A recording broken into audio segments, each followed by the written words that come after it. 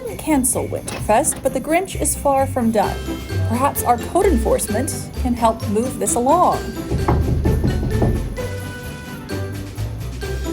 A noise complaint, please, he declared with glee. Winterfest's cheer is too much for me. I'm sorry, Mr. Grinch, but quiet time is between 10 p.m. and 7 a.m.